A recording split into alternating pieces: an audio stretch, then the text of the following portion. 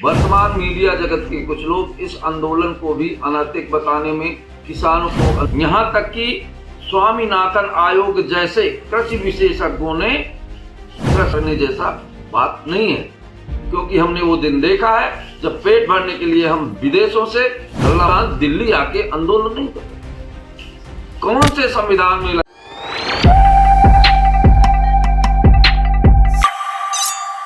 दोस्तों नमस्कार, मैं उमेश गौतम, समग्र प्रदेश समाचार से।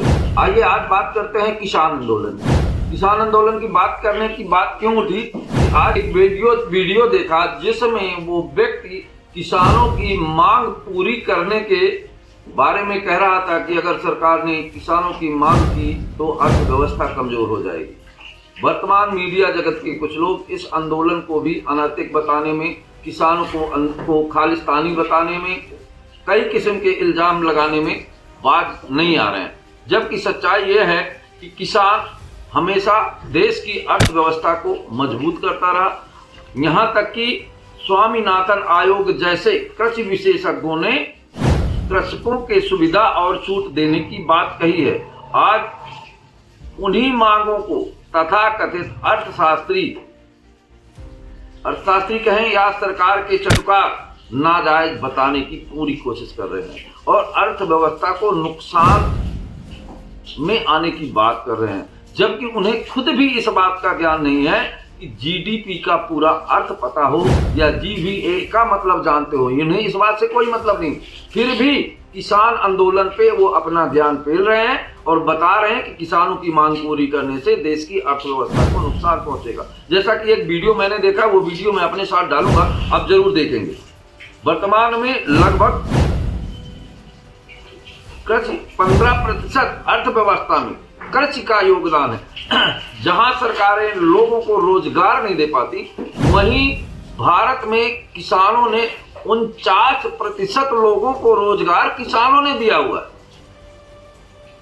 वहीं देश के प्रथम प्रधानमंत्री ने कहा था कि सब कुछ इंतजार कर सकता है, पर किसान इंतजार करने जैसा बात नहीं है, क्योंकि हमने वो दिन देखा है जब पेट भरने के लिए हम विदेशों से गल्ला मांगते थे और आज हमारे किसानों ने मेहनत करके पूरे देश में पहले और दूसरे स्थान पर लाके खड़ा किया। वहीं वर्तमान सरकारें उन्हीं किसानों के लिए दिल्ली आने के रास्तों पर कितनी बुरी तरह से प्रतिबंध लगाती है और गोले छोड़ती है और तरह तरह के किसानों पर इल्जाम लगाती है। क्या किसान दिल्ली आके आंदोलन नहीं कर सकते?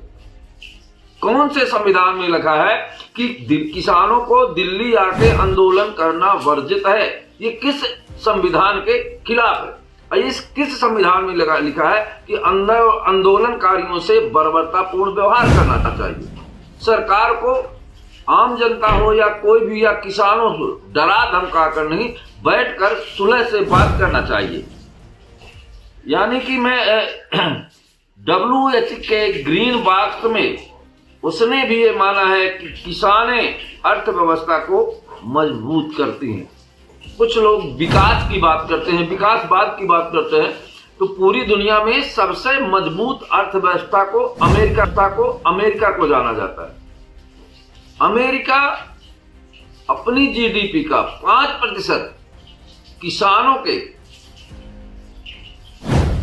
लिए खर्च करता है। वहीं भारत अपनी जीडीपी का 2% भाग भी पूरी तरह से किसानों का सहयोग नहीं करता। फिर विकसित होने की बात करता है। पूरे देश में, पूरे दुनिया में किसान ही अर्थव्यवस्था को, जो भी देश विकास के रास्ते पे आगे बढ़ा है, वो विकास सबसे पहले किसान, उसके बाद उद्योग, उसके बाद अन्य संसाधन पे विकास हुआ है। जहां किसानों के विकास पर इस तरह के प्रतिबंध लगाए जाते हैं, किसानों की आंदोलन को गलत तरीके से पेश कर समाज में और लोगों के बीच में गलत बताया जाता है, वहां विकास की कल्पना करना एक कोरी कल्पना है, ना कि सच है।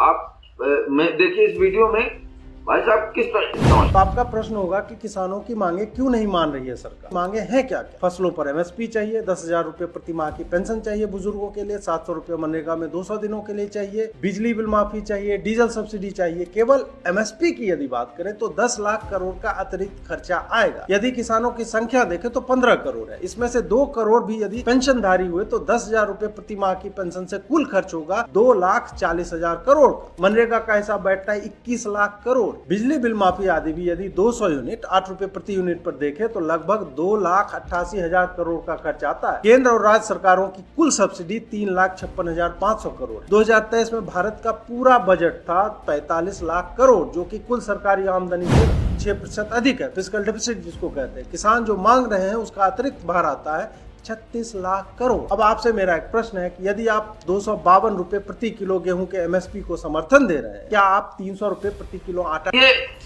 ये भाई साहब जब अडानी का कर्जा माफ होता है तब इन्हें समझ में नहीं आता कि देश की अर्थव्यवस्था क्या है। जब इस देश से कितने लोग कितने अरबों करोड़ रुपया लेकर विदेश भाग गए तब देश की अर्थव्यवस्था पे फर्क नहीं पड़ा। पर किसान अपने एमएसपी की मांग कर रहा है तो भाई साहब का ज्ञान देखिए। ये ऐसे ही भाई साहबों की वजह से भारत कभी भी आगे नहीं बढ़ पाया, क्योंकि जमीन की नींव होते हैं और किसान भारत किसान होते हैं। देश में जय जवान जय किसान की बात की जाती है, उस देश में किसानों को आंदोलन करने दिल्ली आने से रोका जाता है। किसानों को ये कहा जाता है कि ये लंगर लगा के खाना खा रहे हैं, फर्स्ट क्लास खाना। जो पूरे देश को पूरे विश्व को खाना खिलाते हैं वो किसान अच्छा खाना। आपको बता दें किसान गरीब नहीं है, किसान खुददार होता है, किसान ईमानदार होता है। इसीलिए किसान आंदोलन कर रहे हैं। सरकार को उनके साथ बैठकर एक चर्चा करना चाहिए, ना कि जिस तरह से कार्रवाइयां हो रही हैं ये उचित नहीं है। मैं उमेश गौतम, समग्र प्रदेश समाचार।